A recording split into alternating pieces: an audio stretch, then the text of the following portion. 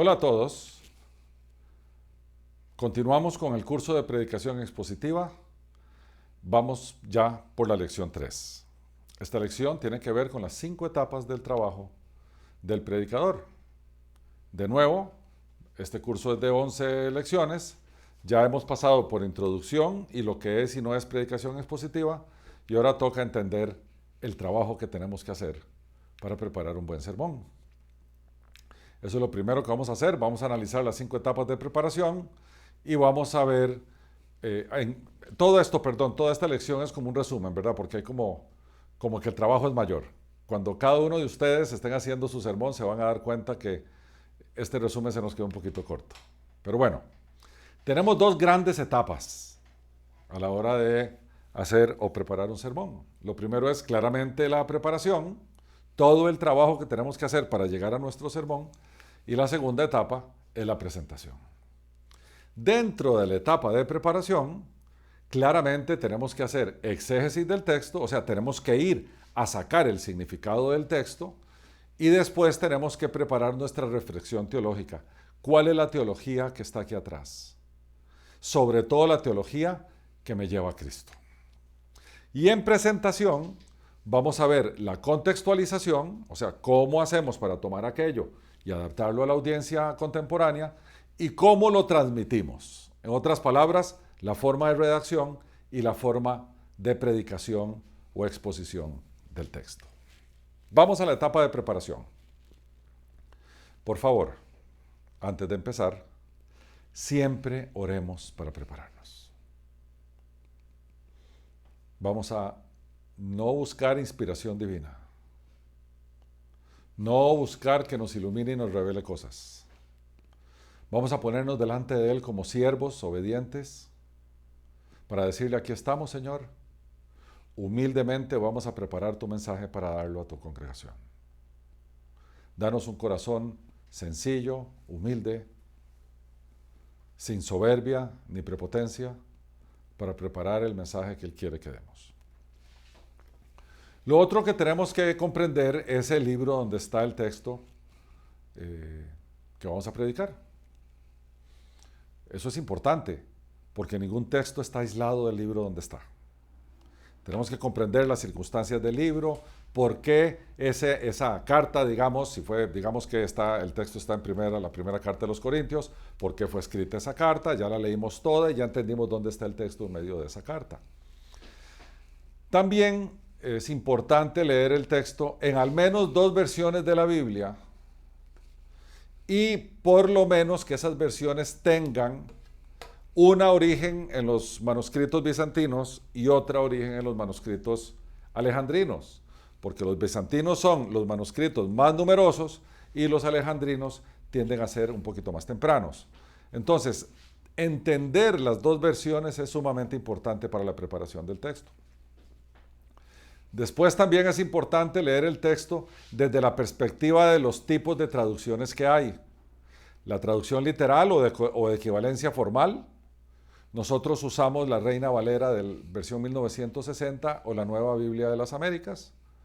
También está la traducción idiomática o equivalencia dinámica, típicamente la Nueva Versión Internacional, que siempre hemos dicho que no recomendamos. Y después están las Biblias parafraseadas, típicamente Dios habla hoy. ¿Por qué recomendamos que se lean el texto en los 3 tipos de traducciones que hay? Porque eso nos ilumina más a nosotros para el texto. Pese a que vamos a tomar siempre de preferencia la traducción literal o de equivalencia formal, es importante redondear nuestro conocimiento del texto con las otras traducciones. También a la hora de prepararnos es importante leer el capítulo anterior y posterior donde se encuentra el texto para entender el contexto inmediato del texto. También entenderemos el esquema general del libro, cuál es el bosquejo general del libro. Normalmente todas las Biblias de estudio traen en la introducción de cada uno de los libros el bosquejo general, ahí lo entendemos. Revisamos al menos 2 comentarios bíblicos, yo prefiero leer uno contemporáneo y otro más viejito. Usualmente yo busco comentarios modernos de Hendrickson, de John MacArthur, pero también busco los viejitos como los de Juan Calvino. Y de ahí extraigo ideas sobre el texto que vamos a predicar. También a mí me gusta mucho revisar mapas y entender las localizaciones de las ciudades donde estaba la audiencia a la cual fue dirigida el mensaje inicialmente. Y ya una vez que estamos en el texto, del texto entendemos cuál es el mensaje central y normalmente tenemos mensajes subordinados a ese mensaje central. Porque al final el mensaje central es lo que lleva al texto. Pero hay mensajes, yo no les llamaría secundarios, tal vez subordinados, que son importantes a exponer porque fue importante para Dios inspirar al autor original con esos mensajes. Después tenemos la etapa de presentación y tiene que ver cómo se aplica este mensaje a mis oyentes, a mi audiencia, a mi congregación. ¿Cómo lo presento de forma fácil pero conmovedora para generar un cambio? ¿Y cómo lo presento para la gloria de Dios? Esto es sumamente importante, porque cuando nos convertimos en buenos presentadores, podemos caer en el riesgo de querer nosotros la gloria. Y la gloria es solo para Dios. Después, produzco un bosquejo. En inglés es muy común, se le llama outline, que son los puntos principales junto con los puntos secundarios de cada uno de ellos. Y finalmente, algo que ya no se hace, pero debería de hacerse, es ensayar esa presentación al menos 2 o 3 veces, con técnicas correctas de comunicación de mensaje a las audiencias. Eso se llama homilética. A ver, la verdad es que homilética, un concepto más amplio, es la predicación de un mensaje, implica la interpretación del mensaje y la elaboración del bosquejo, pero contemporáneamente se le ha dicho a la homilética que es la técnica de presentación del mensaje preparado. De cualquier forma, es importante ensayarlo. Vamos a ver. Dijimos y hablamos de etapas de preparación. Empecemos por el puro principio, la exégesis. La exégesis empieza primero por observación, eso es recolectar la información que tenemos a mano. Hay que traer toda la información que tenemos a mano y ahora empezamos a hacer el trabajo de interpretación del texto para nosotros. Entonces, estudiamos el contexto histórico-cultural. Para eso hoy en día hay en línea muchos recursos, muchos recursos. En las épocas pasadas no habían tantos, hoy en día hay un montón de recursos para ver qué estaba pasando históricamente y culturalmente en la época.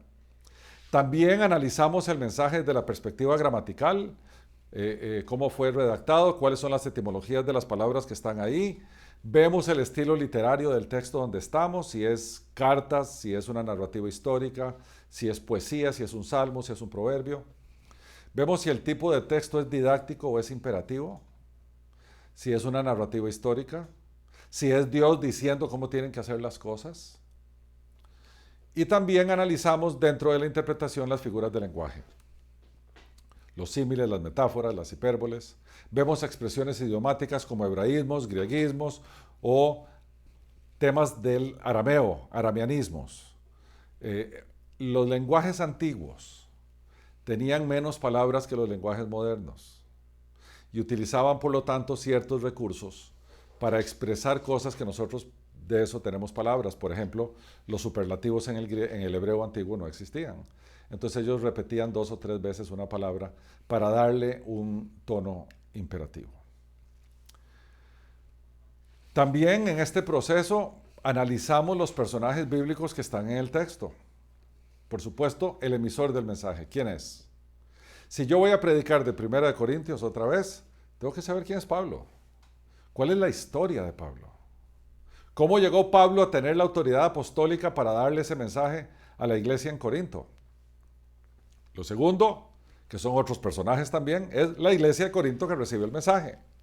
¿Quiénes eran? ¿Dónde estaban? ¿Cómo se conducían? Los personajes de la historia. Tal vez el texto bíblico no es un texto excitativo o didáctico o imperativo, sino más bien es una enseñanza en estilo de parábola, que a Jesús le encantaba hacer eso. Entonces, cuando vamos a ver una parábola, tenemos que analizar también los personajes de la historia en la parábola. Por ejemplo, la parábola del rico y Lázaro. Tenemos que empezar a entender el rico. ¿Por qué el rico ni siquiera se le da nombre? ¿Por qué el rico no fue llevado por los ángeles a ningún lado, sino que cuando murió fue a parar al Hades? ¿Y por qué a Lázaro sí se le da nombre? Y resulta que este Lázaro, resulta que se llama igual que el Lázaro que unos capítulos previos el Señor había resucitado allá en Betania. Entonces, analizar los personajes es sumamente importante porque nos va a enriquecer a nosotros en la comprensión del texto. También en el método de interpretación vamos a ver el propósito, la intención del autor, cuál situación está resolviendo, si es que se está resolviendo alguna, y finalmente el mensaje que transmite a la audiencia primaria. No se nos olvide, la Biblia no fue escrita para nosotros como audiencia primaria. Tuvo una audiencia a la cual fue dirigida. Por eso es importante entender ese mensaje a esa audiencia. Una vez que lo entendemos, entonces buscamos la aplicación para la iglesia moderna. Pero primero hay que entender la aplicación para la iglesia de entonces. Lo segundo que tenemos que hacer es la reflexión teológica. Y yo sé que este paso lo hacen pocos, pero es sumamente importante a la hora que vamos a exponer un texto bíblico. Los principios teológicos generales que están ahí, cómo se alinea nuestro texto con los grandes pilares teológicos de la Escritura, cómo se alivia el texto con la ontología de Dios, quién es Dios, cómo se alinea el texto con la Trinidad y los atributos divinos, cómo está reflejado el texto en términos cristológicos, la persona y la obra de Cristo, el significado de la cruz, cómo el texto también está alineado con la forma de iglesia que Dios quiere que seamos, la eclesiología, si este texto tiene alguna relación con los tiempos finales, por lo tanto tenemos que analizar la escatología del texto, y sin duda alguna la preparación de la teología bíblica, no sistemática sino bíblica, del texto mismo, del libro donde se encuentra. Pasamos a la etapa 3, que es la contextualización. Lo primero es entender cómo el mensaje se aplicaba a la audiencia primaria y entonces ver cómo se aplica a la audiencia moderna, a nuestra audiencia, a la audiencia a la cual le vamos a predicar. Esta contextualización es sumamente importante y una vez que hicimos todo eso es una etapa de preparación, entonces empezamos a hacer nuestro primer bosquejo o nuestro primer outline. Claramente la estructura es introducción en el sermón, el desarrollo del sermón, recapitulamos para recordar a la gente qué fue lo que vimos y llegamos a una conclusión. Esas son básicamente las etapas de cualquier exposición: introducción, desarrollo, recapitulación y conclusión. Y después viene la predicación. Y aquí tenemos que ver con nuestras técnicas de comunicación.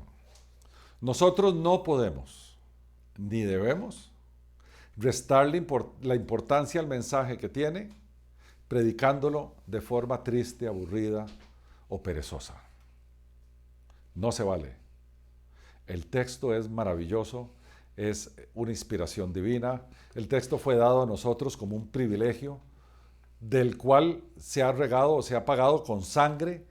Personas en lo largo de la historia de la iglesia han dado su vida y su sangre por mantener y sostener el texto bíblico, y nosotros tenemos que rendirle honor a todo eso. Por lo tanto, tenemos que adiestrarnos en técnicas de exposición para exponer el texto correctamente. Entonces, aquí tenemos manejo del podio, eso de estar agarrado así, por si me caigo, ¿verdad? Agarrar el podio con nuestras manos, el contacto visual con la audiencia. Hay mucha gente que se queda viendo como para un vacío porque le da miedo ver los ojos de los que está dirigiendo el mensaje. Los tonos y las inflexiones de voz. Una cosa es hablar siempre en un tono parejo, corrido, y entonces la audiencia la voy a perder dentro de 5 minutos. Y otra diferente es estar hablando en tonos altos y en tonos bajos, estar hablando un poquitito, bajar el volumen de la voz, estar de repente haciendo un énfasis porque yo quería hacer un énfasis de este momento. Eso es importantísimo, tono de inflexión. Y después, tener y entender el manejo del destinatario. Hay gente que personaliza los mensajes y habla de yo y a mí. Hay otros que totalmente se deshacen del mensaje y habla de ustedes a la audiencia. Y hay unos terceros, que es mi recomendación, que nos incluimos en la exhortación a la audiencia y hablamos de nosotros. A veces es apropiado hablar de ustedes, pero normalmente cuando hablamos de ustedes nos estamos separando de la exhortación y por lo tanto nos estamos poniendo en un lugar superior. Yo prefiero involucrarme con la audiencia, pese a que soy el mensajero con autoridad, también soy iglesia. No estoy poniéndome en un lugar superior. Y finalmente, el lenguaje corporal es importante. Una cosa es dar el mensaje con las manos en el bolsillo, otra cosa es dar el mensaje con las manos cruzadas aquí, y otra cosa es estar graficando el mensaje con mis manos. Indicando las cosas cuando van, indicando las cosas cuando se redondean, hablando de las cosas que son importantes. Las manos hablan junto con la boca, junto con la mirada, junto con la expresión facial. Todo esto es importante a la hora de predicar un mensaje. Como verán, es un trabajo exhaustivo. En lo que resta del curso vamos a ver el detalle de todo esto que acabamos de hablar. Lo importante es que ustedes estén conscientes de cuál es todo ese trabajo para que vean que cuando se predica un sermón un domingo, no sale de la noche a la mañana. En el mejor de los casos, digámoslo así, en el caso más rápido, un sermón sale por lo menos en 4 o 5 días. Y un sermón bien preparado debería tomarnos 1 o 2 semanas. En la siguiente lección vamos a ver en detalle la exégesis, o sea, cómo extraemos del texto de la audiencia primaria lo que fue intencionado decir por el Espíritu Santo que inspiró la Escritura, la exégesis del sermón expositivo. Que Dios los bendiga.